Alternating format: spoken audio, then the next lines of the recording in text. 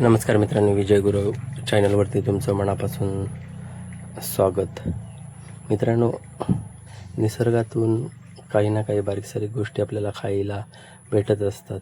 तसाच एक अनुभव म्हणून हा तुमच्यासमोर मी एक शेअर करतो आहे. आम्ही रेल्वे स्टेशनला भाडं घेऊन जात असतानाच एक शेतात चितळं रुजून आलेली दिसली.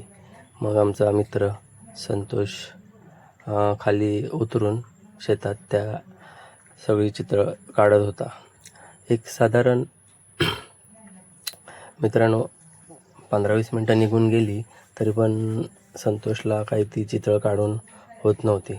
म्हणजे तसं बघायला गेलं तर खूप प्रमाणावरती ती चित्र होती. तसा पण मी चित्र संतोष काढेपर्यंत निसर्गाचा आनंद घेत होतो. अशाच प्रकारे मित्रांनो, आपल्याला निसर्गातून असं पावसाळ्यातून काही ना काही खायला वगैरे मिळत असतं.